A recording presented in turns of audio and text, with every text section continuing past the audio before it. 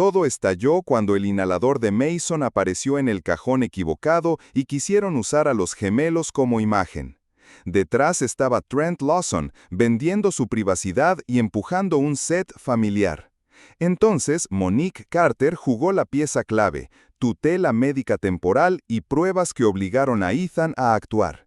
Hubo despido, reglas y un hogar protegido, pero escuchen el giro que lo cambió todo y cómo, al final, la justicia se impuso. El rotor se apagó y dejó a Ethan Whitmore con un silencio que no conocía. No era la pausa entre dos reuniones, era la pausa antes de una verdad que no controlaba. Cruzó el pasillo de mármol del penthouse con la costumbre de quien llega a una oficina. Pasos rápidos, mirada que cataloga, mente que ordena. Iba sin escolta, sin aviso, con el teléfono en modo avión como si así pudiera congelar los asuntos pendientes. Pero el ascensor se abrió a un mundo que no era suyo y, al mismo tiempo, lo estaba esperando.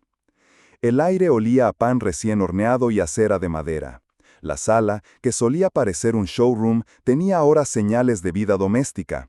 Una manta doblada con torpeza sobre el sofá, una torre de libros infantiles apilada cerca de la ventana, 2 pares de zapatillas tamaño niño alineados junto a la puerta del balcón. En la pared, pizarras imantadas divididas por colores, verde para escuela, azul para hábitos, naranja para imprevistos. Había horarios, dibujos de estrellas junto a hábitos cumplidos y pequeñas pegatinas con caritas felices que decían más que cualquier informe de progreso. Sobre la mesa de la cocina lo esperaba un cuaderno de tapas blandas. Tinta negra, letra firme, nada de adornos. Plan de emergencia de los gemelos. Ethan lo abrió con el reflejo de un CEO frente a un plan de continuidad, preparado para encontrar fallos, listo para cuestionar. Dentro, páginas con checklists claras, contactos de urgencia, instrucciones para el uso del nebulizador, alergias, horarios de comidas, una nota que decía, si hay dudas, primero respirar hondo y llamar. Al margen, minúsculas marcas de dedos con harina. Alguien había pasado de amasar a escribir sin perder el hilo. La responsable estaba de pie junto a la isla, en posición de quien no interrumpe, pero tampoco se aparta. Monique Carter llevaba un delantal gris, el cabello recogido y esa mirada que conocen las personas que han aprendido a decidir con poco tiempo y pocas garantías. No tenía la sonrisa automática del servicio, tenía presencia. En la pizarra del día, 3 líneas subrayadas. Lectura en voz alta, 20 minutos. Sesión con terapeuta infantil, 16:30. Llamar a Patricia M. La última instrucción le atravesó como una astilla. Patricia Miller, la madre de su difunta esposa, a la que él había dejado fuera para evitar dramas y, sin decirlo en voz alta, para evitar recuerdos que desordenaran su versión de control.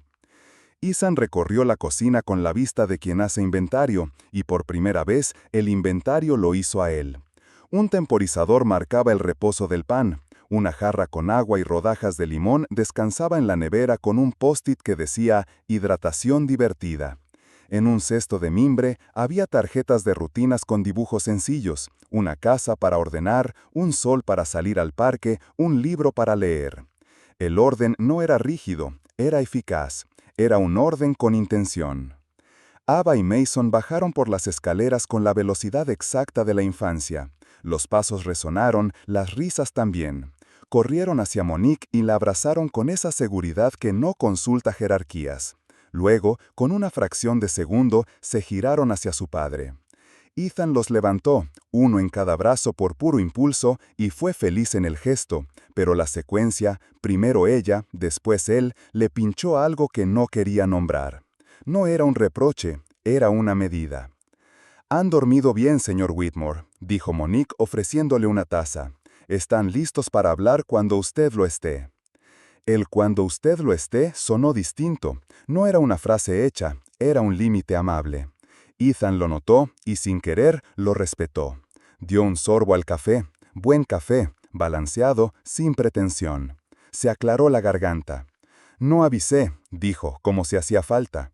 «Lo sé», respondió ella, sin juicio.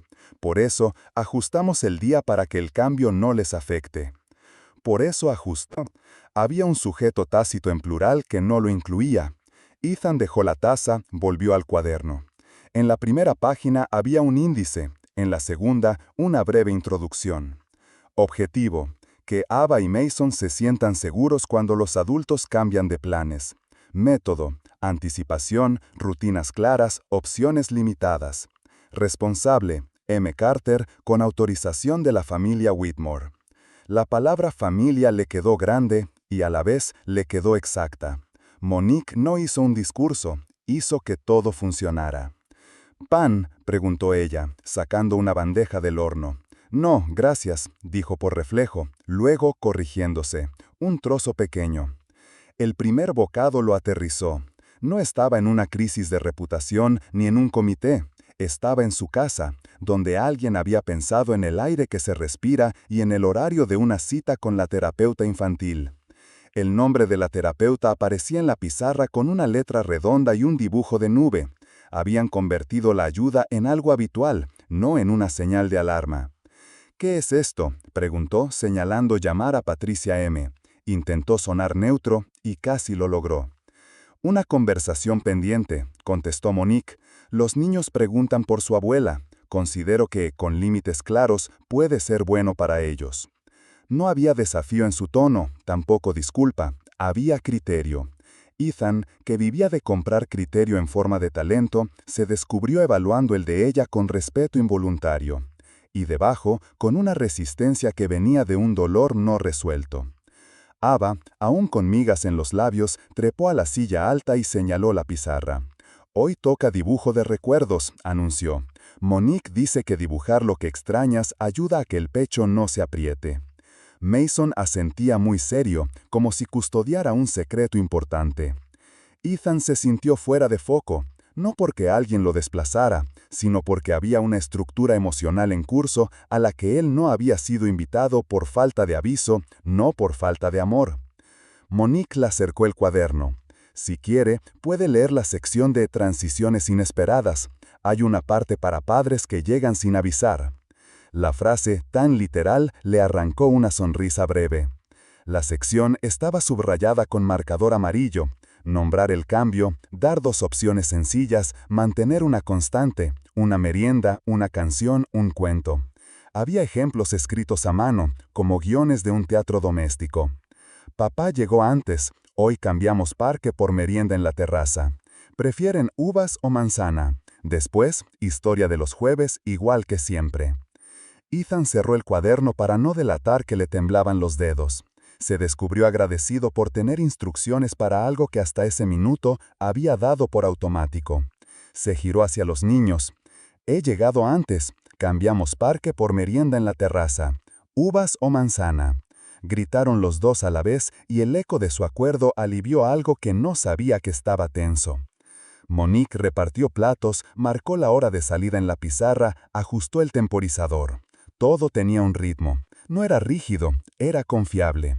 En ese engranaje, Ethan notó tres cosas: que nadie corría, que nadie levantaba la voz y que los niños lo miraban con un brillo diferente al que veía en eventos y fotografías. Ese brillo no pedía cámaras, pedía constancia. El orgullo lastimado se le mezcló con una gratitud que no sabía expresar. Se apoyó en la encimera como quien toma postura para una conversación larga. «Monique», dijo, «gracias por tener esto así». «De nada», contestó ella, «es lo que necesitan». La respuesta no se colgó de un señor para suavizar el impacto, era un diagnóstico profesional. Y aunque no lo sabía todavía, también era una antesala.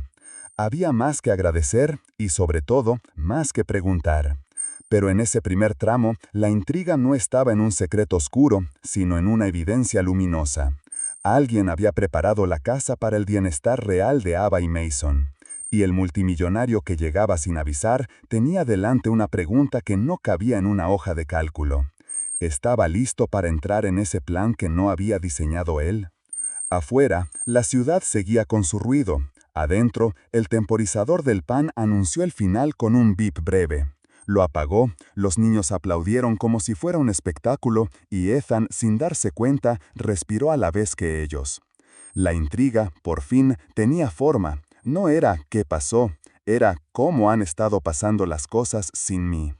Y esa pregunta, hecha en voz baja, fue el verdadero comienzo. El sobre Manila pesaba más de lo que parecía. No era publicidad, no era un contrato de patrocinio, era un formulario con el membrete del Tribunal de Familia y un título que a Ethan le heló las manos: Petición de tutela temporal para emergencias médicas. Rompió el borde con el pulgar, gesto automático de ejecutivo, y leyó en diagonal hasta que las palabras dejaron de ser tinta y se convirtieron en una decisión ya tomada. ¿Qué es esto?, le salió áspero. Monique respiró hondo, como quien prepara una explicación que no busca excusas, sino claridad. La semana pasada, Mason tuvo un episodio de asma. Usted estaba en alta mar, sin señal. Su jefe de seguridad, Trent Lawson, insistía en llevar a los niños a un set para una sesión de fotos con una marca. Dijo que era bueno para su imagen de padre. Yo los saqué de aquí y los llevé a la casa de mi hermana en Brooklyn. Presenté esto para poder autorizar tratamiento médico si volvía a pasar y seguíamos sin poder localizarlo. La cocina, tan ordenada, se inclinó un grado en la percepción de Ethan. Sintió que el suelo estaba, de pronto, hecho de decisiones que no había tomado él. El pulso le marcó las sienes. No tenías derecho a moverlos, dijo, y la frase ya traía el peso de un despacho legal, y menos a esconderlos. No alzó la voz, no hacía falta. Lo que temblaba era el marco. Monique sostuvo la mirada sin dureza, pero sin retroceder. Tenía la obligación de protegerlos. El inhalador de Mason estaba en el cajón equivocado porque el equipo de Trent movió la habitación para el rodaje. En urgencias me preguntaron si tenía autoridad. Para el siguiente ataque no podía confiar en un milagro. No hubo dramatismo, hubo datos. Ethan bajó la vista al cuaderno de tapas blandas que ya conocía y que ahora parecía otro. El plan de emergencia de los gemelos. Lo hojeó. Páginas con registros precisos, una caligrafía firme y líneas de tiempo. Miércoles, 18:03, tos persistente. 18:06, silbido audible. 18:12, 2 inhalaciones, respuesta parcial. 18:14, llamadas a su asistente 3, sin respuesta. 18 mensajes a Trent, posponer salida. Respuesta de Trent, no, el equipo ya está listo. 18:20, traslado a urgencias del barrio. 18:47, saturación estable, alta con indicaciones. Al lado, grapadas, había copias de mensajes impresos. Textos de Trent insistiendo con aprovechar el momentum, necesitamos humanizarte, es una pieza amigable, sin tensión. Debajo, capturas de pantalla con llamadas perdidas al teléfono satelital de Ethan, todas con el mismo resultado, sin conexión. Lo llevé al centro de urgencias y luego a casa de mi hermana, continuó Monique. En el hospital me pidieron un responsable legal. Llamé, esperé, expliqué. El médico fue claro. Si esto se repite, no podemos tardar en autorizar nada. Preparé la petición de tutela temporal para emergencias médicas. Es limitadísima. Solo sirve para atención urgente cuando los tutores no están localizables. Ethan cazó la hoja. Encontró un apartado con factores de riesgo en casa. El primer punto, reordenación del cuarto por motivo de rodaje, mover medicación y etiquetas. El segundo, exposición a luces intensas y polvo del equipo. El tercero, tensión por cambios de plan de último minuto. Apartó la vista, buscando aire. No estaba molesto solo por el papel, estaba descolocado por el mapa invisible que ese papel revelaba. Protocolos, prioridades, líneas rojas, cosas que debieron salir de él, y sin embargo, estaban escritas con la letra de Monique. Empezó, pero no tenía frase que no sonara defensa. Monique, con calma, giró otra página. Fotos pegadas con cinta. Ava y Mason en un patio de Brooklyn jugando cartas bajo una enredadera. Entre ellos, una mujer mayor con manos de costura, mirada atenta y sonrisa discreta. Patricia Miller. Los niños preguntaban por su abuela, dijo Monique. Decidí que conocer sus raíces era más seguro que conocer un estudio con flashes. Fui yo quien la llamó. Ella no vino aquí. Los vi en terreno neutral, sin prensa, sin cámaras. Ethan notó cómo la palabra raíces le apretaba la garganta. Había sido él quien cerró esa puerta, para evitar dramas, para mantenerlo todo limpio, controlado, eficiente. Vio en las fotos algo que no cabía en una estrategia, Una continuidad. 3 generaciones compartiendo una baraja gastada. No era espectáculo, era pertenencia.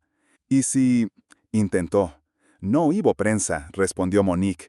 Hubo 2 horas de juego y merienda en un patio, y un acuerdo. Si hay visita, es para ellos, no para una historia. El latigazo de su impulso inicial "no tenías derecho" empezó a devolverse en forma de preguntas que nunca se había hecho. Aún así, el reflejo de control empujó una última objeción. «Deberías haberme esperado». «Lo intenté», dijo Monique sin ironía.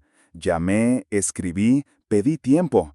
Y mientras esperaba, un niño respiraba con dificultad y otro miraba asustado. Decidí con lo que tenía. Silencio. Se oía el temporizador del horno contando hacia atrás, ajeno a todo. Ethan apoyó las manos en la isla para no caminar en círculos. Miró el sobre Manila otra vez, como si la ley pudiera darle una salida más cómoda. No la había.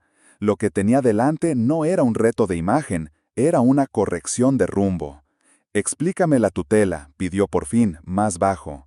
Monique señaló los apartados subrayados. «Temporal, solo para emergencias médicas.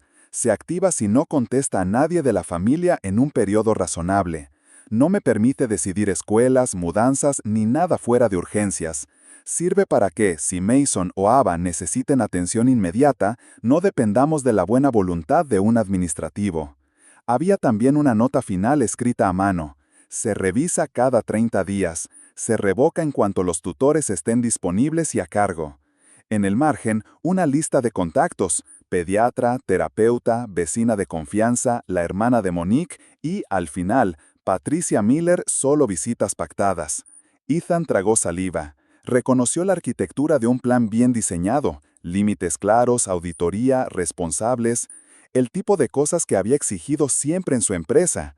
¿Por qué le costaba tanto verlas aplicadas a su casa? «Trent dijo que era por tu imagen», intervino Monique, retomando el hilo. «Que el set estaba limpio, que habría aireadores, que todo era seguro. Pero ese día el inhalador no estaba donde debía, y yo no voy a medir la seguridad por titulares. Así que prioricé la salud y la estabilidad. Por eso los moví, por eso presenté la petición. Lo hice por ellos». Cada frase era una pieza encajada. No estaba tratando de ganar una discusión, estaba explicando los cimientos sobre los que había actuado.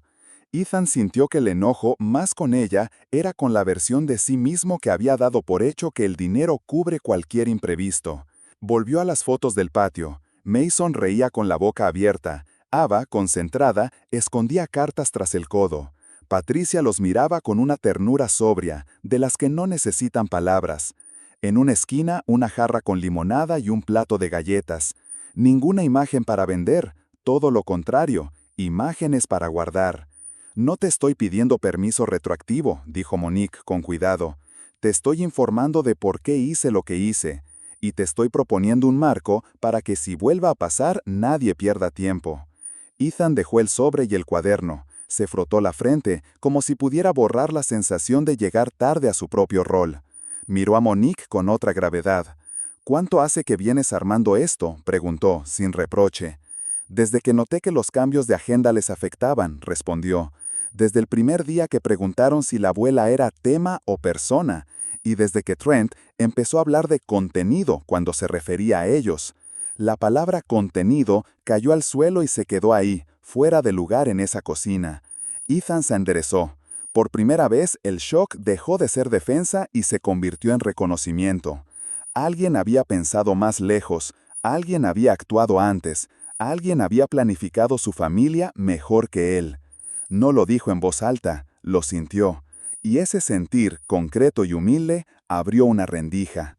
«Gracias por mantenerlos a salvo», alcanzó a decir. Monique asintió, sin triunfos. «Sigamos hablando», propuso.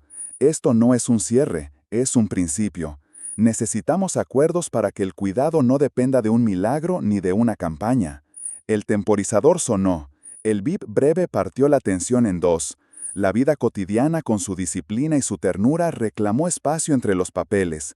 Ethan, todavía con el frío del sobre en las manos, entendió que el verdadero golpe no había sido el sello del tribunal, sino el espejo. Ver que la seguridad de sus hijos, ese activo incalculable, estaba mejor resguardada cuando él no estaba, y que la única respuesta adulta era ponerse a la altura de ese estándar. El despacho de la casa no parecía un campo de batalla, pero lo era. Mesa de roble sin papeles de adorno, cortinas entornadas para que la ciudad no interrumpiera, 4 vasos de agua y un silencio con filo. Ethan Whitmore entró primero, sin prisa, con la ira controlada como un recurso que se usa cuando hace falta. A su derecha, Olivia Barnes, traje oscuro, libreta mínima, mirada que mide riesgos. Frente a ellos, Monique Carter, con su cuaderno. Y por último, Trent Lawson, corbata perfecta, sonrisa de quien ha convertido la confianza en escudo. «¿Qué es esta teatralidad?», dijo Trent, dejando el móvil boca abajo. «¿No podíamos hablar como siempre?». «Hoy no hay como siempre», respondió Ethan sin levantar la voz. «Siéntate». Monique abrió una carpeta con separadores de colores. Nada de dramatismos, facturas, correos, cronologías. Puso la primera hoja sobre la mesa, alineada con el borde, como si la precisión también fuese una forma de respeto. «Pagos de la revista Urban Focus», anunció, a una LLC llamada North Harbor Consulting. Beneficiario, Cole Lawson, primo de Trent. Olivia deslizó a la par un diagrama de vínculos, flechas, fechas, cuentas, en 3 puntos rojos, coincidencias de calendario. Cada pago iba seguido, a los pocos días, por una nota exclusiva sobre Ava y Mason en columnas blandas de estilo de vida. Títulos amables, fotos robadas que nunca parecían tan robadas. A pie de página, marcas de agua imperceptibles que coincidían con las pruebas realizadas en el estudio de Trent. Ethan sintió el fuego frío que solo provoca la traición cuando ya no cabe duda. «¿Les vendiste la vida de mis hijos?», preguntó, y, al decir vida, se escuchó a sí mismo renunciar a cualquier eufemismo. Trent cruzó una pierna sobre la otra, gesto ensayado. «La empresa necesita control de daños», contestó. Esto nos ponía del lado correcto de la narrativa. Familias perfectas se muestran, Ethan, el público lo agradece. ¿Y si Mason no podía respirar?, entró Monique sin subir el tono. El día del set movieron su habitación. El inhalador terminó en el cajón equivocado. Yo no juego con cronómetros cuando se trata de aire. Apretaba su cuaderno como un salvavidas, no para sostenerse a sí misma, sino para sostener los hechos. «No dramatices», Trent ensayó una sonrisa. Había equipo médico en el set, todo bajo control. Monique respiró una vez, decidió no discutir opiniones y volvió a los datos. Correo del 18, 11:02, leyó. De Trent a su equipo. «Necesitamos un ángulo emocional. Foto saliendo del pediatra sería oro». Mensaje del 18, 18:14, de Trent a mí. «No retrases la salida, el equipo ya está listo». Olivia apoyó un dedo sobre un párrafo subrayado en un contrato de confidencialidad que Trent había firmado. Cláusula 7.2. Queda expresamente prohibido facilitar información o imágenes de los menores del señor Whitmore para fines comerciales o editoriales sin consentimiento escrito del tutor legal. North Harbor Consulting percibe pagos en las mismas semanas en que aparecen contenido y fotografías, y North Harbor Consulting pertenece, por registros públicos, a un familiar de usted. Explica esto. Trent parpadeó, calibrando la resistencia. «Se externalizan relaciones», dijo. «No es ilegal tener un primo en una consultora, y ustedes exageran el riesgo. La exposición ayuda». Ethan sintió cómo la segunda dirección de su enojo, la que apuntaba hacia adentro, le trepaba al pecho. Había creado un ecosistema donde semejante argumento podía decirse en su casa, frente a sus hijos, como si fuera una estrategia. «Te contraté para que protegieras un perímetro», dijo, con una calma que ya no necesitaba elevarse, «no para que lo monetizaras». Trent intentó una última fuga hacia el cinismo. «Esto nos salvaba de la tormenta mediática», insistió. «Te vuelves cercano, te humanizas, sube la confianza. Es matemático». «Yo ya soy humano», replicó Ethan. «Mis hijos no son un plan de medios». Monique volvió la página. Allí la línea del tiempo de la semana anterior. En tinta negra, minutos exactos. Tos de Mason, llamada sin respuesta, traslado a urgencias. Entre esos puntos, tiras impresas de mensajes de Trent pidiendo aprovechar la visibilidad. Yo perdí a mi hijo Caleb en Detroit, dijo entonces Monique, mirando a Trent y luego a Ethan. Tenía 8 años. Esperé una firma para un procedimiento sencillo. Creí que el sistema llegaría a tiempo. No llegó. Desde entonces, si puedo evitar una espera, la evito. No voy a repetir la misma confianza ciega. No con ellos. El nombre de un niño ausente llenó el despacho con un silencio distinto, de esos que no aplastan, ordenan. Olivia cerró su libreta, dejando solo un lápiz encima, gesto de respeto. Ethan recordó vuelos que no pospuso, reuniones que extendió solo media hora más, mensajes que no devolvió porque, luego, vio en ese instante el hilo que unía su agenda con los huecos que otros ocuparon con decisiones rápidas.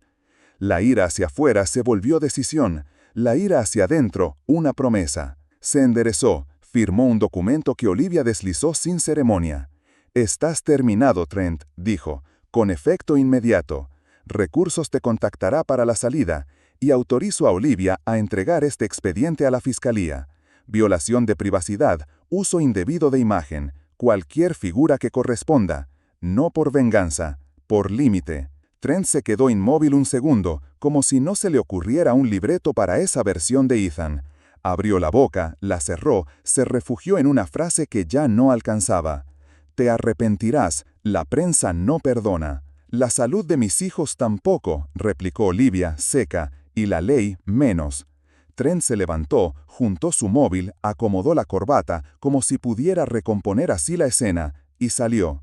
La puerta se cerró sin golpe, no hacía falta. El despacho quedó con 3 respiraciones y una certeza recién dibujada. Ethan apoyó las manos sobre la mesa. Miró a Monique, no como jefe, no como cliente, sino como padre que por fin entiende qué significa delegar con criterio. «No sabía», dijo, «no supe nada». No era una disculpa retórica, era una rendición de cuadros mentales. Monique negó con suavidad. «No busco culpas», contestó. «Busco sistemas que funcionen cuando falla el plan A. Trabajo aquí porque soy buena creando hogares donde falta tiempo. No por caridad, señor Whitmore, por competencia. Y porque estos niños no pueden pagar los experimentos de adulto». La frase se quedó unos segundos en el aire, limpia, exacta. Olivia volvió a abrir su libreta. «Propongo 3 acciones», dijo. 1. Prohibición expresa de rodajes o sesiones con presencia de menores en la vivienda. 2. Poder notarial de emergencia para Monique, limitado a decisiones médicas urgentes cuando no esté localizable. 3. Auditoría interna de todos los contratos de personal, con cláusulas reforzadas de confidencialidad y conflicto de interés. Ethan asintió de inmediato. 4. Añadió, mirando a Monique. Un protocolo de comunicación que empiece por mí. Si no respondo, pase a Olivia. Si no, a mi hermana. Si tampoco, se activa tu autorización. Sin laberintos. Monique apuntó cada punto en su cuaderno, con letra clara. La misma caligrafía que había sostenido la casa durante los días en que el ruido externo quiso colarse por las rendijas. «Y una cosa más», dijo entonces, ahora sí con la voz un poco más grave. «Gracias por decir no cuando era más fácil decir sí». Monique sostuvo la mirada, no pidió perdón ni permiso, tampoco sonrió de triunfo, solo afirmó. «Esa es la parte difícil del cuidado, poner límites a tiempo». En la ventana, la tarde cambiaba de tono. La casa, que había sido escenario de estrategias, recuperó su condición de hogar. Olivia recogió los documentos en una carpeta rotulada «Medidas inmediatas». Ethan tomó el bolígrafo otra vez, esta vez para firmar las órdenes internas que blindaran lo que nunca debió estar en venta. Al salir del despacho, escucharon risas en el pasillo. Ava y Mason discutían si la uva sin semilla vale por 2 en el juego de contar. Sonidos pequeños, cotidianos, que de pronto se volvieron brújula. Ethan se detuvo un instante, los miró y respiró con la claridad de quien ha tomado una decisión correcta. La ira ya no quemaba. Había hecho su trabajo, señalar el límite, cortar lo que dañaba, abrir paso a un orden distinto. Lo que quedaba era más difícil y más valioso, sostener ese orden todos los días, sin cámaras, sin titulares, con la simple constancia de estar. La casa no cambió de golpe, cambió de eje. Ethan dejó de pensarla como un escenario y la convirtió en un lugar con reglas que cuidaban. Lo primero fue apagar las cámaras en las áreas familiares, sala, pasillos, habitaciones de los niños. Llamó a su equipo de TI, pidió retirar el almacenamiento en la nube y dejó activo un único timbre con vídeo en la entrada, por seguridad perimetral. En la nevera, pegó una hoja sencilla que Monique tituló Acuerdos de casa. Nada de fotos ni visitas no anunciadas, horarios predecibles. Y la regla de oro, escrita por los gemelos con rotuladores. Si alguien no puede respirar, todo lo demás espera. Reabrió la puerta a Patricia Miller con un mensaje que no sonaba a trámite, sino a reparación. Ella llegó con un pastel de limón dentro de una caja de cartón, las manos temblorosas y una calma que solo traen los duelos que ya dejaron de pelear con el calendario. Monique preparó té, Ava puso platos, Mason preguntó si la abuela sabía jugar al mismo juego de cartas del patio. Ethan, sin discursos, le ofreció el asiento junto a la ventana. Acordaron un marco claro, visitas pactadas, sin prensa, sin sorpresas, con un adulto de referencia siempre presente. Patricia sintió agradecida. Lo que quería era pertenecer sin hacer ruido. Con Olivia, la abogada, redactaron el poder notarial limitado para Monique. Autorización exclusiva para atenciones de emergencia cuando los tutores no fueran localizables. Duración de 30 días renovables, obligación de notificar a Ethan y a Olivia en cuanto se activara. Olivia añadió una tarjeta de bolsillo plastificada con los datos del poder y un imán para el refrigerador con el protocolo de 3 pasos. Nombrar el síntoma, administrar inhalador, llamar y documentar. No era ceder a la empleada, era reconocer a la profesional que sostuvo la casa cuando la agenda del dueño no alcanzó. Hacia afuera hubo coherencia, no gestos. Ethan transfirió acciones a un fondo que Monique bautizó Caleb First.